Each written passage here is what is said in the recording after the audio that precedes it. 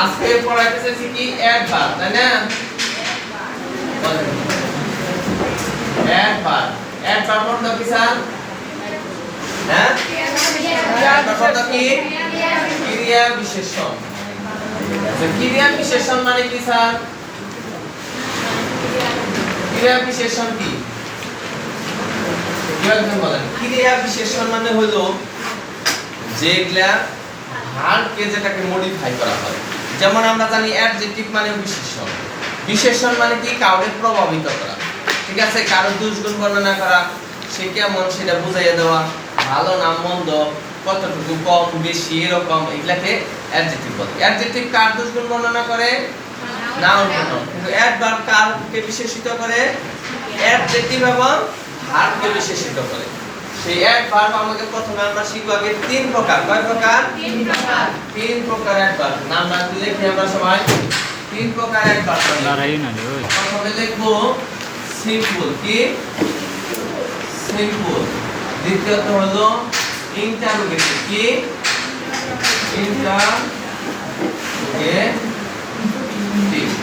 আরেকটা হলো রিলেটিভ। কি? Relative adverb. এই ইন্টারোগেটিভ চারটা অ্যাডভার্ব ভাবে লিখে নিই কি কি? when,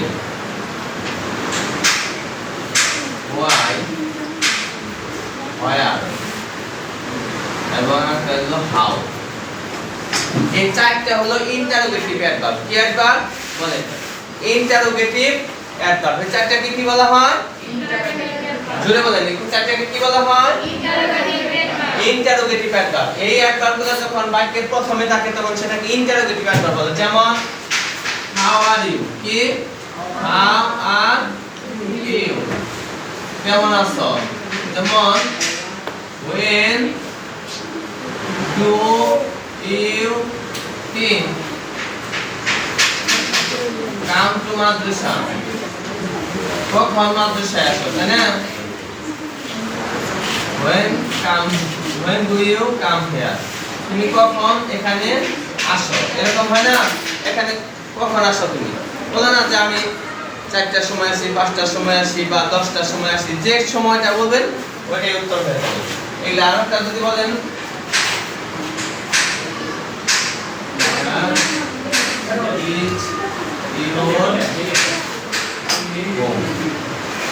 তোমার বাসা কোথায়? হয় না যে তোমার বাড়ি কোথায়? where is your home? তোমার বাড়ি কোথায়?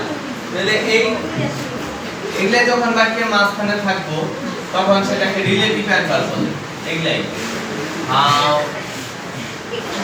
when, where, why। তার কথা না বলে আগে দেখেন। যেমন বলতাছে কি যে I know where he lives। আমি জানি সে কোথায় বাস করে। তাহলে যে ভয়া শব্দটা মাঝখানে বসে কি করলো? সে কোথায় বাস করে তা প্রকাশ করে দিল। এখানে ভয়াটা রিলেটিভ অ্যাডভার্ব, মানে রিলেটিভস বলতে এখানে কনজাংশন হিসেবে ব্যবহার হয়েছে। কি হিসেবে ব্যবহার হয়েছে? কনজাংশন হিসেবে ব্যবহার হয়েছে, কিন্তু আবার অ্যাডভার্ব প্রকাশ করতেছে। ঠিক আছে, যে সে কোথায় বাস করে তুমি জানো না? আমি জানি যে মাহমুদের গ্রামের বাড়ি কোথায়? হবিগঞ্জ, কিন্তু এখন সে বাস করে কোথায়? বাদে বাসা। তাহলে আমি চিনি যে মাহমুদ কোথায় বাস করে। এই যে কোথায় স্থান নির্দেশ করছে না? হ্যাঁ, এই জন্য সেখানে কি হচ্ছে? অ্যাডভার্ব হয়ে গেছে। তো এখন আমার কথা হলো এই শব্দগুলো ইন্টারোগেটিভ অ্যাডভার্ব আর এই শব্দগুলোকে রিলেটিভ অ্যাডভার্ব বলা হয়। কথা ক্লিয়ার? কিন্তু এই যে সিম্পল, যে এটা আসলে সিম্পল যদিও সরল একটু মনে হয়, কিন্তু আসলে এত ছোট না। সিম্পল মনে করে সাইডা দিবেন তা না। সিম্পলে একটু ঝামেলা। সিম্পলের বিভিন্ন প্রকার ভেদ আছে, 6-7টা প্রকার আছে। তো আমরা আমাদের দরকার কি? অ্যাডভার্ব অফ টাইম, তাই না? মানে ভার্বিয়াল টাইমস পড়াবো আমরা।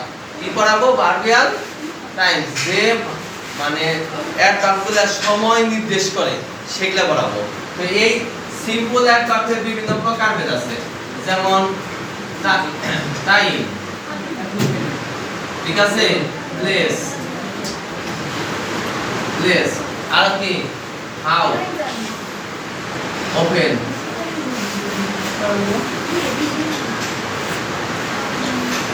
হাউ ফ্রিকুয়েন্ট,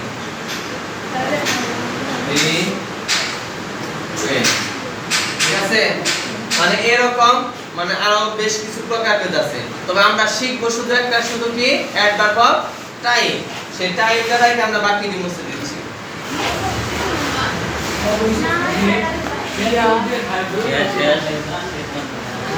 দেখেন শুনেন, আমি তো এখানে দেখাবো আপনাকে, কিন্তু একটা একটা যদি আপনি পুরো করে লিখতে যান তাহলে আপনার কমপক্ষে 3 ঘন্টা লাগবে আপনার লেখার যে স্পিড। আমাদের কি করতে হবে তাহলে, বাসায় যেয়ে এই গ্রামার বের করতে হবে। গ্রামার বের করে এই অ্যাডভার্ব অধ্যায়ে যাবেন।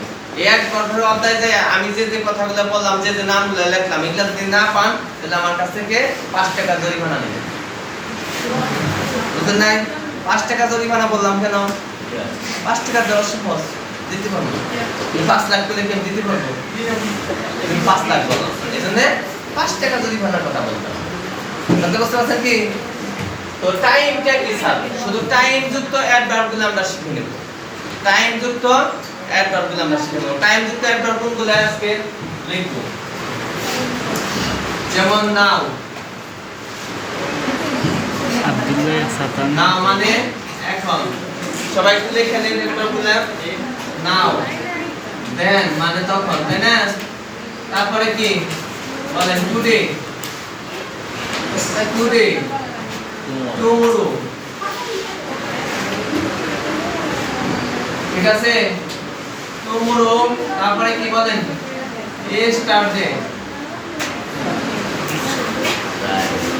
ইয়েস্টারডে বলেন। আর কি? হ্যাঁ, শেষ, এভরিডে,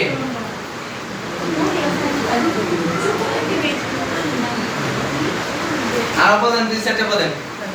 নাই আর একটা তো বইও নাই। আচ্ছা যাই হোক, তাহলে বাসায় তো আছে, বাসায় যায় দেখবেন। আজকে আমাদের সময় শেষ হয়ে গেছে ক্লাসে, ঠিক আছে। পরবর্তী ক্লাসে আরো উদাহরণগুলো বিস্তারিত, এখন এগুলা কিভাবে আমাদের পরীক্ষায় প্রশ্নের মধ্যে ব্যবহার হচ্ছে সেটা শিখাবো। আজকে আমরা শুধু দেখাইলাম যে এগুলা অ্যাডভার্বগুলো কি হচ্ছে, এগুলাকে অ্যাডভার্ব বলে, অ্যাডভার্ব অফ টাইম বলে, মানে সময় বলে। যে অ্যাডভার্ব তার সময়কে নির্দেশ করতেছে সেগুলোকে অ্যাডভার্ব অফ টাইম বলে। আমরা পরবর্তী ক্লাসে এই অ্যাডভার্বগুলো কিভাবে পরীক্ষায় আসবো, অ্যানসার করতে পারবো পরীক্ষায়, সেটা আমরা দেখাবো। ধন্যবাদ সবাইকে, ভালো থাকবেন সবাই, হ্যাঁ।